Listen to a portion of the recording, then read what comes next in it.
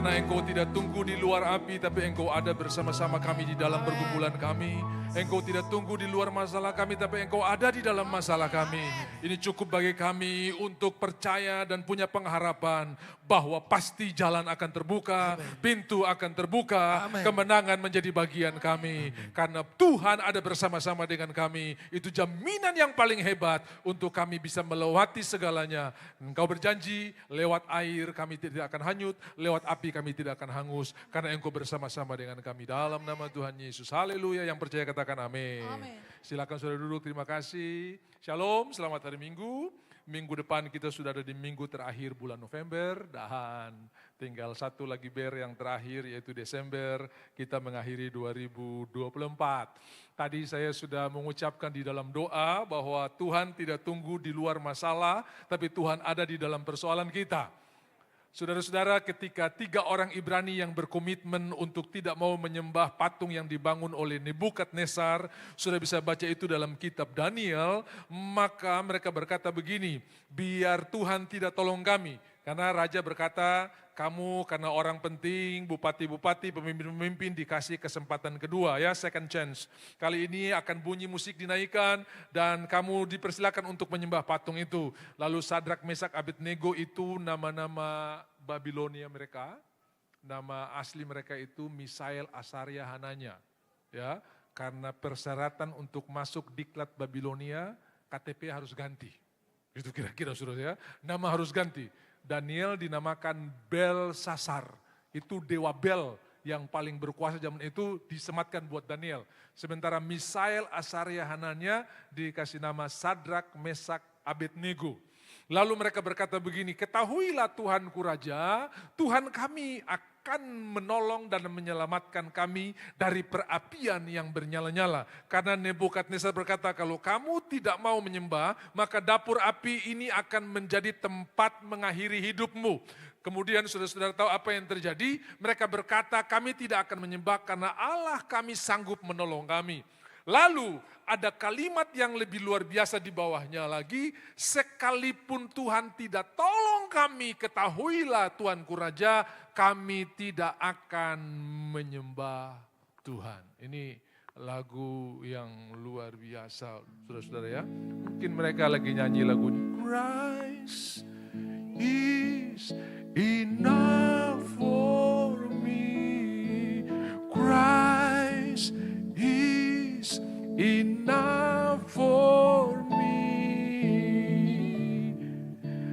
Everything I need is in you. Everything I need. Lalu I have decided to follow Jesus.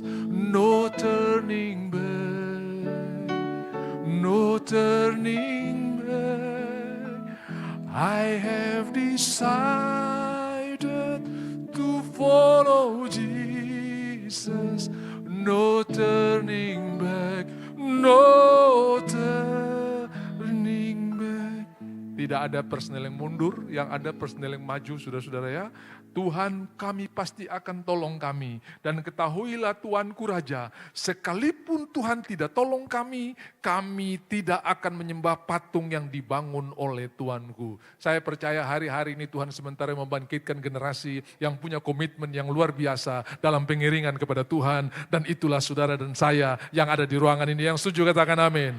Coba ingat berapa banyak saudara diajak kompromi, tapi saudara masih berdiri sampai hari ini dalam janji Tuhan. Coba ingat berapa kali saudara diajak untuk berkompromi, sudah, tanda tangan saja. Ini yang penting, nanti kita win-win solution, 50-50 lah. Tidak, sekali aku percaya Tuhan, aku mau bawa pulang ke rumahku yang bukan hasil yang lain, selain hasil jerih payah tanganku, saudara-saudara ya. Karena ada banyak orang yang bawa pulang ke rumah, bukan hasil jerih payah tangannya, tapi hasil pemerasan dan hasil-hasil yang lain. Tapi firman Tuhan menjamin dalam Mazmur 128, apabila engkau makan hasil jerih payah tanganmu, maka berbahagialah engkau semua, katakan berbahagia. Dan baiklah keadaanmu. Keadaan kita baik. Bisa bilang amin?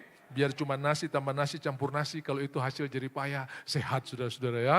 Tapi biar capcay, fuyung hai dan hai-hai yang lain saudara-saudara ya. Itu kalau itu bukan hasil jerih payah, bisa jadi masalah di dalamnya. Karena manusia hidup bukan hanya dari roti saja, tapi dari setiap firman yang keluar dari mulut Allah. Kami mengalami apa yang tidak bisa diberikan oleh gizi, firman Tuhan memberikannya bagi kami. Setiap pagi ada ibadah, habis ibadah kami harus berhadapan mau makan apa. Bahkan di halaman kami, kampung di mana kami tinggal itu namanya kampung pisang.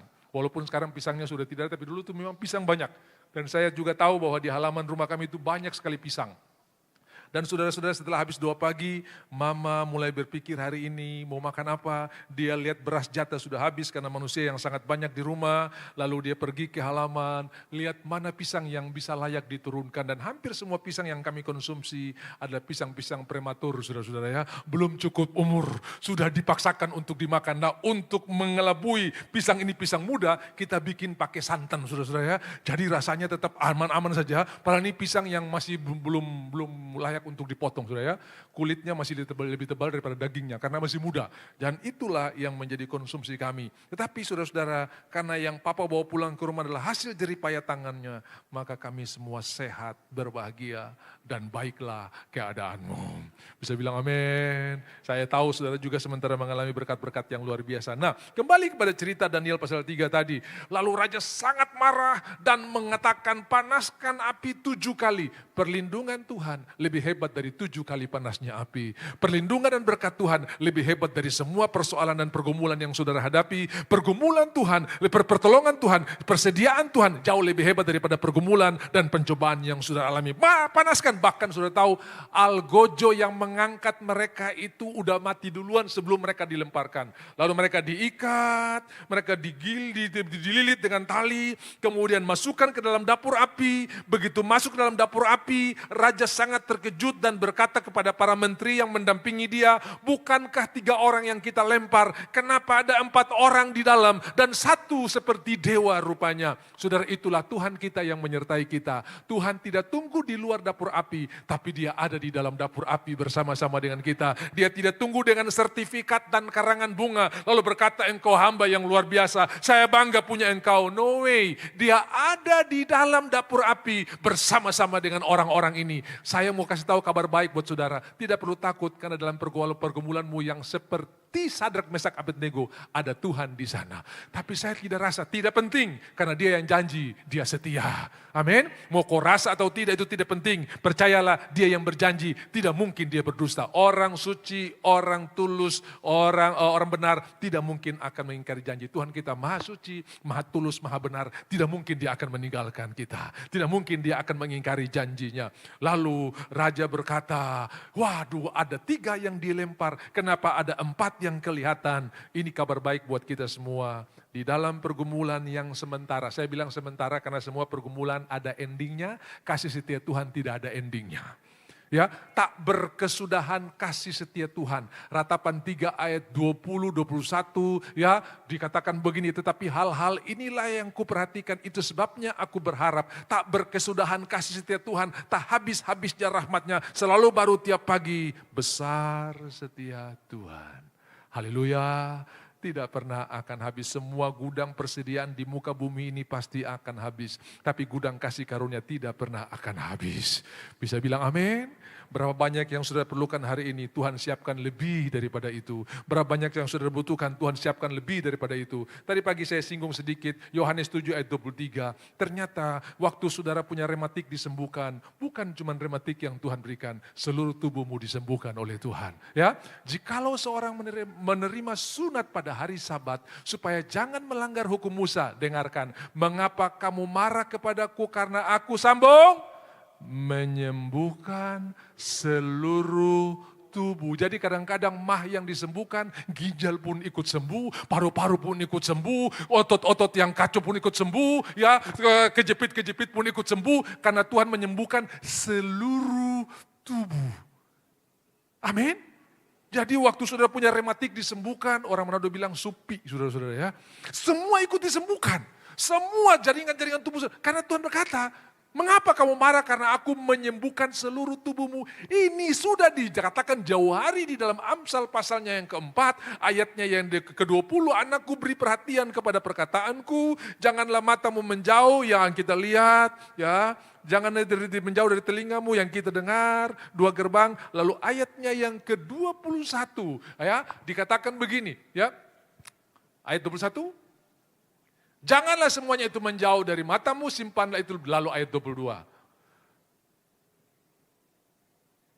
22, klik. Karena itulah yang menjadi kehidupan bagi mereka yang mendapatkannya dan kesembuhan bagi seluruh tubuh. Jadi Tuhan bukan cuma sembuhkan ginjalmu, bukan cuma sembuhkan paru-parumu. Saudara, saya harus tidur dengan kaki di atas, kepala di bawah, karena kalau tidur normal napas hilang.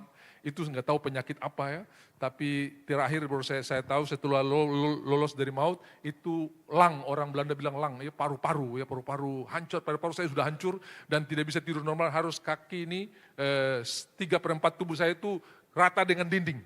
Baru saya bisa, kalau tidur begini bisa mati saudara saya, jadi untuk cari-cari napas saya begini. Dan malam itu Tuhan sembuhkan saya. Ternyata bukan cuma paru-paru saya yang disembuhkan, seluruh tubuh saya disembuhkan oleh Tuhan.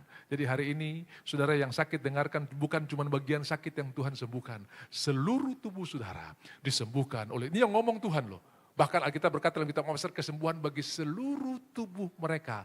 Kenapa? Karena di mana ada kebenaran, di sana ada kesembuhan. Disampaikannya firman-Nya dan disembuhkannya mereka. Mazmur 103. Ya, firman Tuhan datang, kesembuhan terjadi. Makanya kita tidak berdoa orang sakit dulu, sampaikan firman dulu.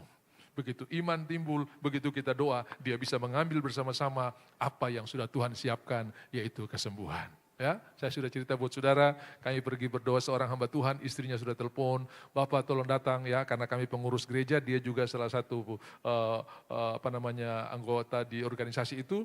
Ini orang sudah drop terus dan tolong datang doakan, mungkin ini doa terakhir dan kesempatan terakhir bisa berjumpa dengan dia. Waduh, saya ditelepon, ayo cepat kita pergi, itu di Urunungguai. Jadi bukan cuma di Amerika Latin, saya ada guai-guai, di Papua juga ada guai, saudara-saudara ya. Kalau cuma dengar Paraguay, Uruguay, sekarang di sini juga ada Urunungguai ya. Habis Nimbokrang, habis Genyem, ke sana sedikit saudara-saudara ya. Urunungguai, sampai di sana memang dia sudah ngos-ngosan, napas tinggal satu-satu.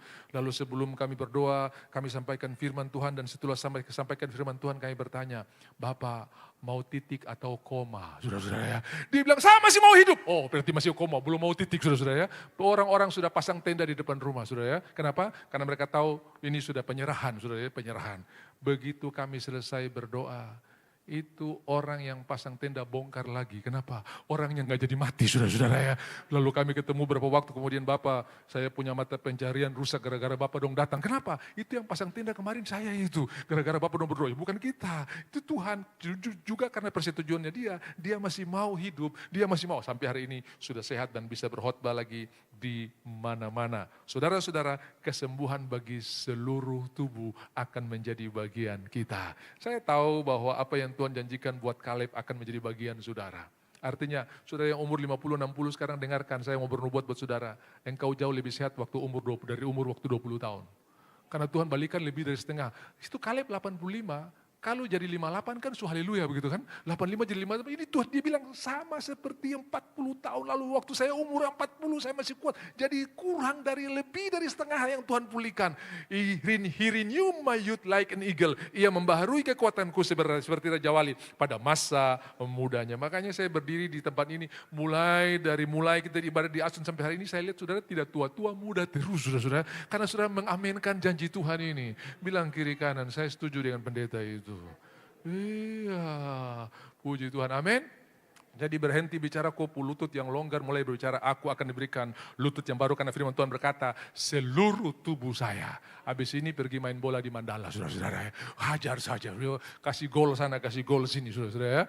Kalau timnas kita kalah, saudara bisa menang selawan lapangan Mandala sana, kasih gol di sana-sana ya, puji Tuhan. Nah, Bapak Ibu yang dikasihi oleh Tuhan, kita akan lihat satu cerita di dalam perjanjian baru, di dalam Injil Yohanes, saudara, ada 89 pasal yang berbicara tentang Tuhan, Matius 28, Markus 16, Lukas 24, Yohanes 21, kalau sudah jumlah semua 89 berbicara tentang Tuhan. Dan saya sudah berkata karakteristik masing-masing Injil ini sama seperti yang dilihat oleh Yohanes di Pulau Patmos, sama seperti yang disampaikan oleh Yehezkiel ketika dia mendapat penglihatan di Sungai Kebar. Dia berkata, aku melihat ada wajah singa, ada wajah lembu, ada wajah manusia, dan ada wajah Raja Wali. Dan saudara tahu Injil Matius berbicara tentang Tuhan sebagai Raja. Di manakah dia Raja orang Yahudi yang baru lahir? Sebentar lagi banyak orang akan berkhotbah dari Injil Matius karena sudah dekat Natal, saudara-saudara. Lalu silsilah Tuhan Yesus dimulai dengan inilah silsilah Tuhan Yesus, anak Daud, anak Abraham. Kapan Daud lahir, kapan Abraham lahir, dan semua kita tahu bahwa Abraham jauh lahir lebih dulu sebelum Daud. Tapi kenapa ditulis anak Daud, anak Abraham? Karena berbicara Yesus sebagai Raja, dan Daud adalah Raja. Dia Raja yang punya people atau punya umat. Abraham bicara umat, jadi ada Raja yang tidak punya umat. Saudara tahu kerajaan, bentuk negara daripada Malaysia itu kerajaan. Tapi Raja di sana nggak punya rakyat, yang punya rakyat Perdana Menteri. Kalau saudara tahu tentang United Kingdom, itu juga kerajaan. Tapi yang punya raja, yang punya umat atau punya jemaat itu PM atau Perdana Menteri, Prime Minister. Nah, Yesus ini Raja dan dia punya umat. Aku melihat seperti desau air banyaknya. Orang-orang memuji Tuhan, tak terhitung banyaknya. Nanti kita akan di sana. Saya ingat waktu Renat Bonke pertama kali datang ke KKR di Jakarta, maka lagu temanya itu Ku Mau di Sana. Ya, kalau ada saudara yang pernah dengar, Ku mau di sana, waktu trompet bunyi, ku mau di sana. Nah, saudara-saudara, nanti kita akan ada di sana bersama-sama dengan orang-orang yang sudah mendahului kita. Dan satu kumpulan yang sangat banyak, itu luar biasa. Suara mereka seperti desau air bah. Nah, Yesus sebagai Raja. Lalu Injil Markus, begitu saudara mulai Injil Markus, sudah lihat langsung pelayanan. Orang lumpuh disembuhkan, langsung pelayanan. Lalu pergilah Yesus, dia keesokan harinya, semua pelayanan. Yesus digambarkan seperti lembu yang tidak pernah berhenti melayani. Sampai hari ini dia melayani. Sudah lihat bagaimana Injil Markus dikunci? Lalu Tuhan turut bekerja, meneguhkan semua pemberitaan mereka dengan tanda-tanda heran dan mujizat. Jadi kerja. Jadi kalau kabinet Pak Presiden Jokowi dulu kerja, Tuhan sudah buktikan di Injil Markus itu kerja. Karena dia digambarkan seperti lembu. Lembu itu tidak ada waktu untuk membajak sana, bajak sini, itu lembu. Lalu sudah lihat Injil Lukas, Yesus sebagai manusia, anak manusia datang, saudara-saudara. Lalu silsilah Tuhan Yesus dimulai dari Adam sampai ke Yesus. Lukas ini seorang dokter, jadi membuat genealogi itu dari darah, saudara-saudara ya. Dari darah, dari Adam sampai ke Yesus. Yesus digambarkan sebagai manusia. Lalu Injil Yohanes, Raja Wali. Inilah firman yang turun dari sorga, firman itu telah menjadi daging dan diam di antara kita. Pada mulanya adalah firman, terjemahan baru TB2 bilang pada mulanya sudah ada firman, dan firman itu bersama-sama dengan dia, dan firman itu adalah Allah, dan tidak ada satupun yang dijadikan tanpa dia. Segala sesuatu yang kita lihat, yang kita alami, yang kita dijadikan oleh Tuhan, segala sesuatu yang ada dijadikan oleh dia. Yesus sebagai Raja Wali. Ya, dan kita akan pelajari satu kisah di dalam Injil Matius Yohanes pasal yang kelima, ya pasal 1 tadi saya sudah singgung sedikit, ya Tuhan pada mulanya adalah Tuhan, lalu pasal 2 pesta di Kana, kemudian Tuhan menyucikan bait Allah, lalu pasal 3 ini pembicaraan dengan Nikodemus, pasal 4 dengan perempuan Samaria, lalu pasal 5 ini penyembuhan di hari Sabat di kolam Bethesda. Ya, pasal 5 kita akan lihat sama-sama. Nah, penyembuhan pada hari ini terjadi di hari Sabat di kolam Bethesda. Sesudah itu ada hari raya orang Yahudi. Nah, saudara-saudara, hampir seluruh orang Yahudi di muka bumi ini akan kumpul di Yerusalem kalau ada hari raya. Di dalam kitab Imamat, Tuhan sampaikan kepada Musa ada 7 hari raya penting, yaitu Paskah, yang kedua roti tidak beragi, yang ketiga buah sulung, yang keempat Pentakosta, yang kelima peniupan sangkakala, yang keenam hari raya pendamaian, dan yang ketujuh pondok daun. Dari 7 hari raya ini, maka 3 hari raya yang paling utama di mana seluruh orang di muka bumi, saudara baca dalam Kisah Rasul, semua orang Yahudi yang tinggal di bawah kolong langit ini, bangsa-bangsa mereka disebutkan, ada dari Alexander, Alexandria itu di Mesir, ada dari Ethiopia. Bukankah mereka berbicara dengan bahasa kita? Seluruh bangsa dari Eropa, Asia, semua orang Yahudi kumpul, itu Pentakosta, apalagi Paskah. Dan menurut Josephus Flavius, ketika orang-orang Yahudi kumpul dari seluruh dunia untuk merayakan perayaan-perayaan penting ini, kurang lebih ada 2,5 juta orang yang beribadah di Yerusalem. Ya, nanti kali berikut saya akan berkhotbah tentang kenapa Tuhan membalikan meja-meja penukar uang, dan Tuhan mengusir domba-domba yang dijual dan lembu-lembu, lalu kepada pedagang merpati dia bilang, nih bawa kopu burung-burung semua ini. Kenapa? Karena halaman di dalam bait Allah itu bukan tempat parkir. Masuklah ke dalam pelatarannya atau halamannya dengan nyanyian syukur. Karena di halaman juga itu ada perkakas untuk ibadah. Namanya kolam pembasuhan. Lalu masuk ke ruang kudus, ada meja roti, ada pelita emas atau kekidian, dan ada mezbah dupa. Lalu maju ke ruang maha kudus, ada tabut perjanjian. Jadi di halaman ini bukan tempat parkir, sudah tempat ibadah. Dan Wahyu 11 berkata, jangan ukur halaman, ukurlah ruang kudus dan ruang maha kudus. Jadi saudara-saudara, halaman ini sudah tempat di mana orang melakukan ibadah. Kok bisa ada tenan-tenan di sana? Ada Jeko, ada McD, gitu kira-kira ya. Apa ini pameran gitu? Ternyata saudara-saudara, itu izin dari imam besar yang menjadi penguasa tunggal atas bait suci.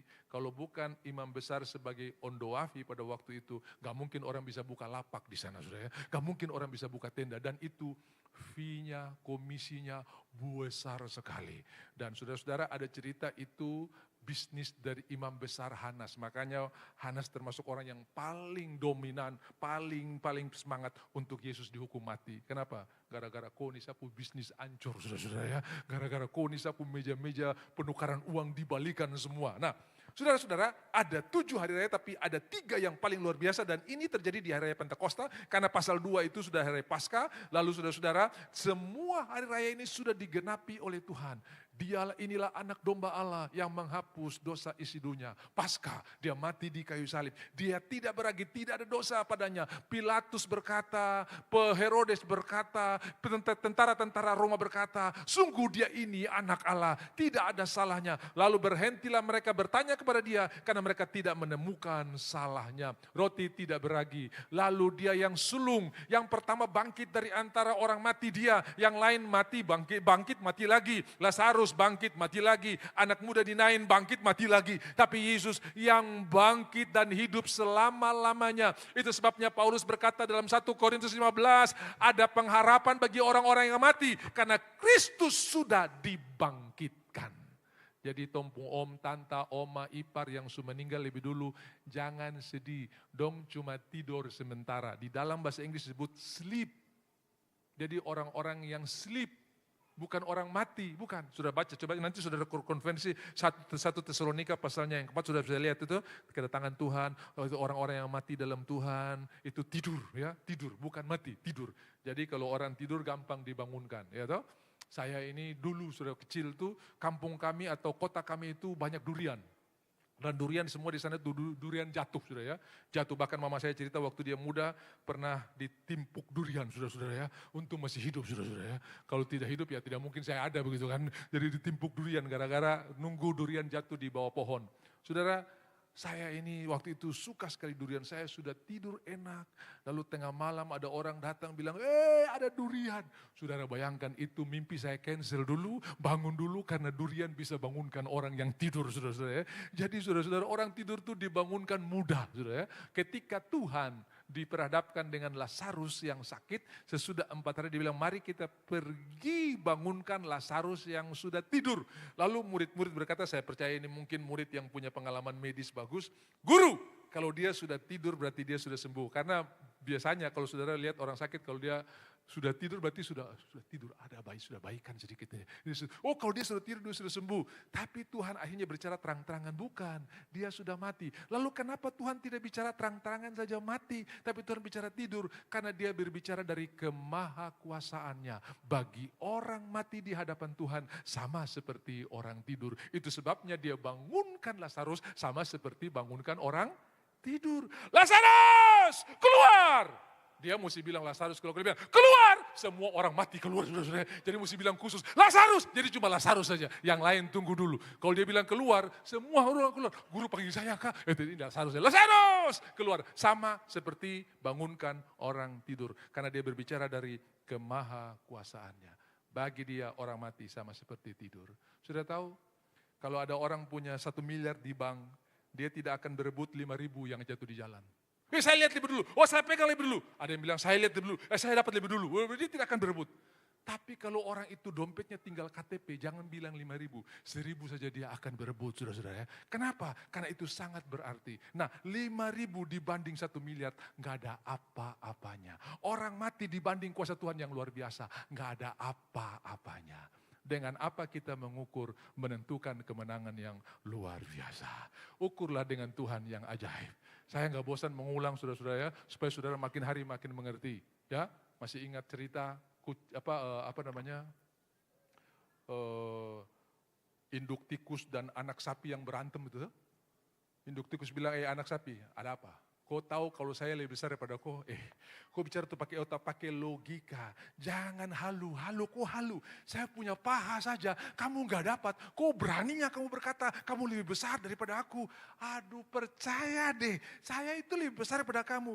Aduh, dasar ini. Kamu sekolah sampai di mana? Pasti kamu nggak tamat sekolah. Sudah mau sekolah kah, tidak kah, kau percaya saya lebih besar.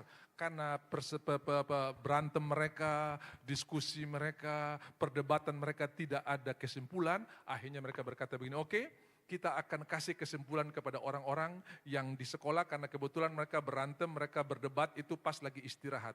Maksudnya bagaimana? Saya akan lari di halaman sekolah dan kamu akan lihat predikat apa yang diberikan buat saya. Sesudah itu kamu akan lari di halaman sekolah dan predikat apa yang mereka bukan buat kamu. Oke, lalu tikus ini lari di halaman, semua anak berteriak, tikus besar, tikus besar.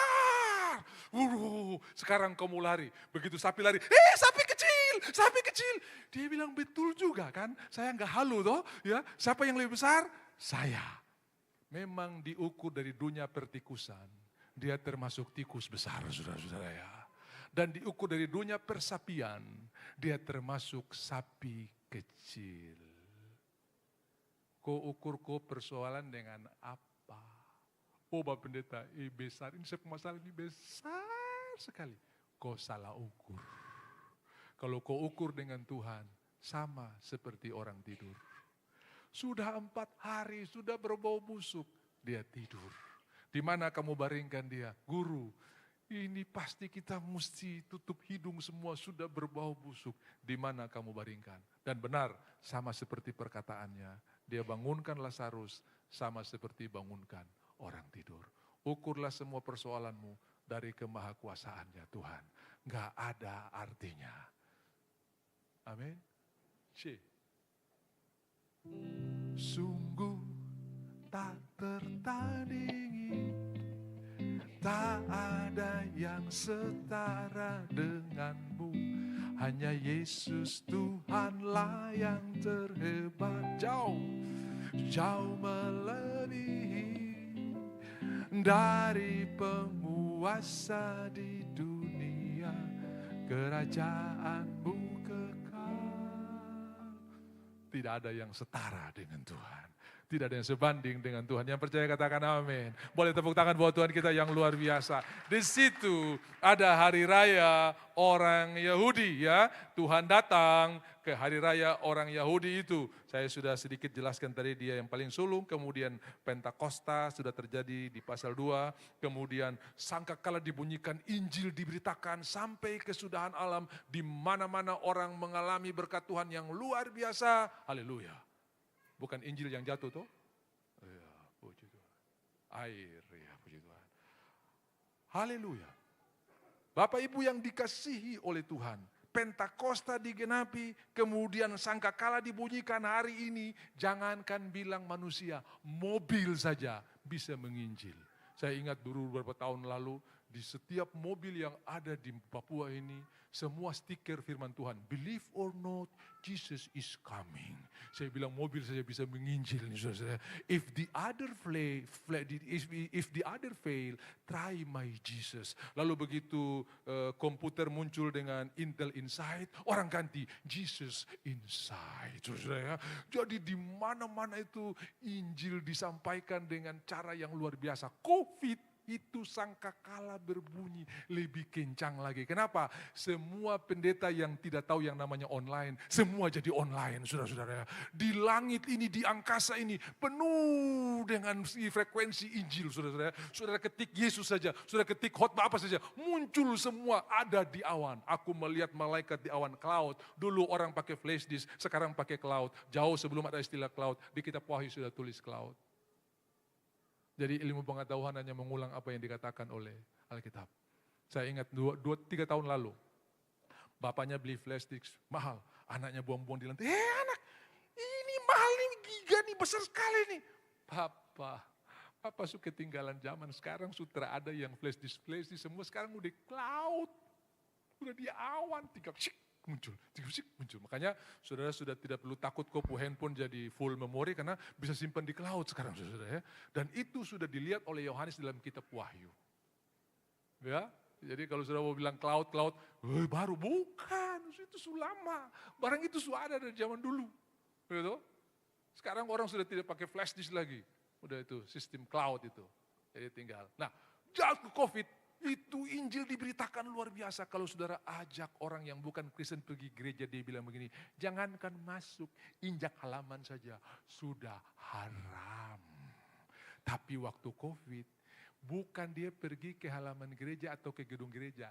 Gereja masuk di depung kamar, saudara-saudara ya. Dia tiba-tiba bisa nonton tentang Yesus. Dan hari ini ada banyak orang yang belum sempat merubah KTP-nya. Sementara hatinya sudah berubah.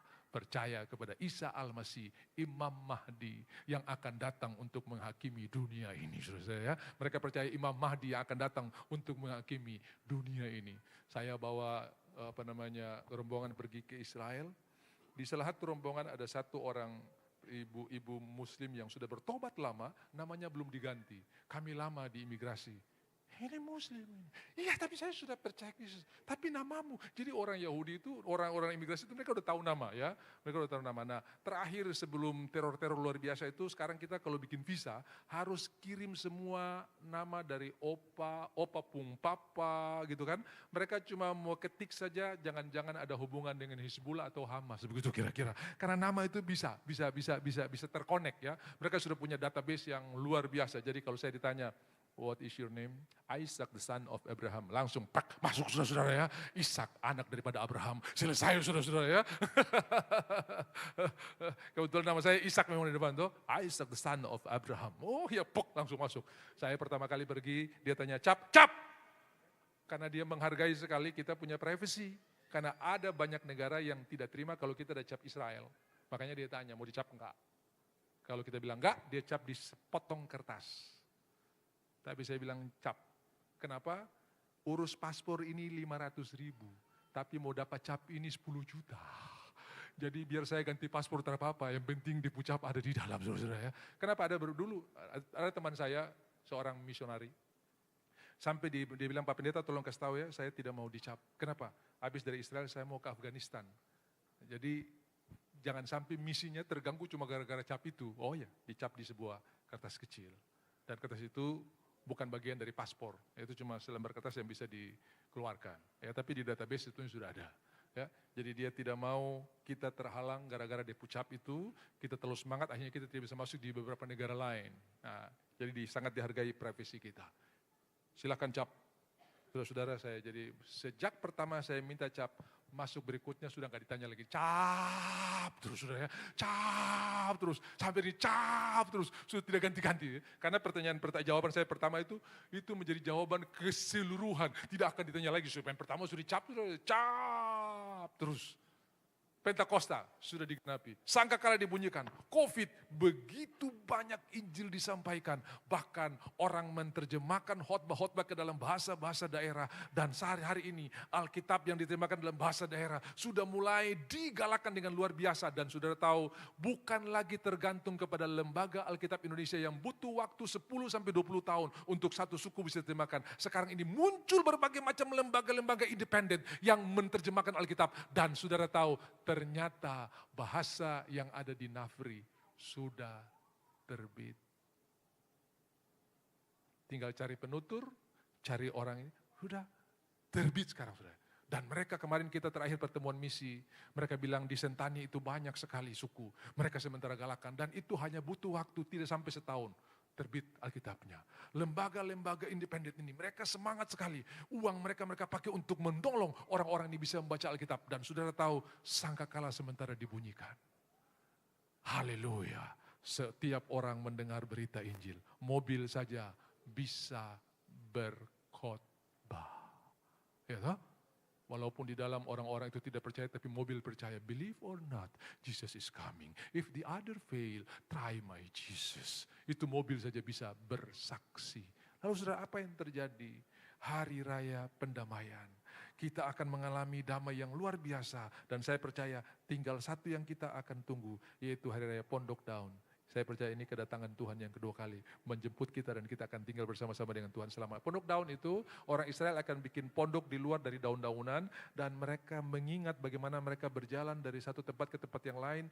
Kemah bongkar pasang. Dan mereka mengingat bagaimana perjalanan itu Tuhan tolong. Lalu akhirnya mereka tinggal di bangunan yang tidak. Tuhan berkata kamu akan bangun di rumah yang tidak kamu bangun. Minum dari sumur yang tidak kamu gali. Dan makan dari tanaman yang tidak kamu tanam. Betul-betul terjadi. Lalu untuk mengingat bagaimana pemeliharaan pertolongan Tuhan itu. Mereka buat pondok daun. Itu terjadi kalau jatuh kalau nggak salah bulan September atau Oktober, saudara ya. Kalau sudah pergi bulan September, Oktober di sana itu ada yang namanya Jerusalem Mars, ya. Jalan di kota Yerusalem sambil bagi-bagi sesuatu buat orang-orang yang di pinggir jalan. Itu Jerusalem Mars. Memang kehilangan satu hari kunjungan, tapi ada suasana ilahi yang luar biasa di mana kita bisa menjadi berkat bagi orang-orang ini. Tuhan bangkitkan cemburu ini buat mereka. Mereka yang tadinya mulai dengan Mesias, tapi mereka menolak Mesias. Akhirnya kita orang-orang yang bukan orang-orang Yahudi masuk dalam panggilan Tuhan yang luar biasa. Tuhan sementara bangkitkan cemburu. Orang-orang di zaman Paulus berkata, ketika Paulus berkata kepada orang-orang di Roma, kalau mereka tidak berdosa, tentu kita tidak selamat. Tidak. Sedangkan mereka berdosa saja kamu selamat. Apalagi kalau mereka sungguh-sungguh, pica-pica kamu punya keselamatan yang kamu dapat. Berkat Tuhan jauh lebih hebat. Dan sekarang saya tahu Tuhan lagi bangkitkan cemburu ya terhadap bangsa-bangsa ini. Kenapa ini Mesias dari kita baru dong-dong yang diberkati. Tuhan bangkitkan cemburu. Dan banyak orang yang mulai percaya kepada Tuhan. Ya, mulai percaya kepada Tuhan. Sudah tahu orang Indonesia terkenal di mana-mana di seluruhnya.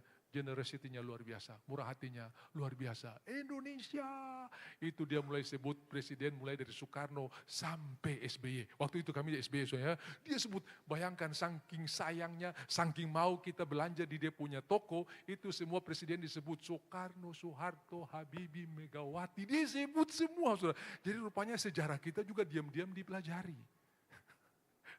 Karena bangsa kita termasuk bangsa yang murah hati, saudara-saudara ya. Saya bawa tim dari Papua karena mereka ingin belajar di salah satu kementerian. Sebab pada waktu saya pergi melakukan perjalanan, guide saya itu dia punya suami orang Yahudi, ini istrinya orang Solo, namanya Indah ya. Bukan orang Kristen tapi sekarang dia punya agama Yahudi lebih hebat daripada saya, saudara-saudara ya. Dia dapat beasiswa Belanda dan Singapura dan Belanda, lalu dia pilih Belanda. Kemudian waktu dia kuliah di Belanda ketemu Nyong ini nih, Nyong Yahudi, jatuh cinta menikah. Akhirnya tinggal di sana jadi guide untuk orang Indonesia. Terus dia bilang begini, Bapak, kami ada buat kegiatan untuk membagi teknologi. Nah, karena suaminya tuh kalau di kita tuh kayak Ristek, dia di sana tuh new tech, ya, teknologi terbaru. Jadi mereka kalau dapat teknologi mereka bagi. Mereka bagi buat bangsa-bangsa. Olehmu semua bangsa di muka bumi akan mendapat berkat. Sudah tahu di daerah Nusa Tenggara Timur tuh banyak juga berkat instruktur pertanian Israel sehingga tanah di sana sudah orang di NTT sekarang sudah tidak makan jagung bose lagi saudara-saudara ya. Mereka sudah bisa makan buah-buah yang banyak. Kenapa? Banyak instruktur dan saya punya teman yang sekarang lagi calon bupati, dia bilang, "Iya Pak, kita pernah kirim orang-orang di sana untuk belajar tapi kadang-kadang pulang dong malas. Padahal dong tinggal handphone, tinggal klik handphone, aplikasinya sudah ada, air bisa semprot."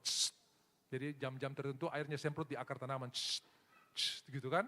Nah ini penemuan-penemuan yang namanya teknologi drifting, teknologi tetes. Kita di Indonesia ini karena air terlalu banyak siram tumbuhan tuh dari daun. Padahal daun tidak perlu air, yang perlu air itu akar. Nah di sana kan air susah. Jadi bagaimana memaksimalkan air yang ada ini di akar. Jadi itu di tumbuhan itu sudah taruh pipa dan setiap jam tertentu tinggal tekan di aplikasi, airnya menetes. Nah itu teknologi dibagi. Nah kebetulan ini teknologi air yang menyangkut air yang ke pipa-pipa rumah ini. Bahwa bagaimana?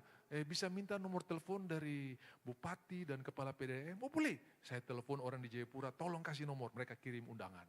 Begitu kirim undangan karena acaranya dibuat di Singapura, jadi saudara biasanya kalau bikin di luar Indonesia berarti yang datang pembicaranya cuma punya satu paspor. Tapi kalau bisa bikin Indonesia berarti dia punya double paspor ya. Ada Amerika atau Eropa karena mereka punya kepentingan untuk bisa membagi berkat buat bangsa-bangsa. Karena kita belum punya hubungan diplomat. Masuk dengan Israel kadang-kadang dia bisa masuk. Nah sudah tahu bikin di Singapura. Lalu pada waktu itu undangan yang sudah disampaikan mereka bilang Manado sudah, Surabaya sudah, tinggal Papua. Papua dikirim tapi hari H di mana mereka akan menghadiri dapat panggilan dinas ke Jakarta. Kemudian beberapa bulan kemudian saya mau pergi ke Israel, mereka lihat di koran itu bupati telepon, tanya sama beliau, bisa enggak kami yang dulu mau pergi ke Singapura enggak jadi mau ikut di rombongan ini, tapi kami tidak ikut tur rohani, kami mau pergi ke tempat di mana teknologi itu yang pernah dibagi di Singapura. Sebentar, saya bukan menteri jadi saya tanya dulu ya.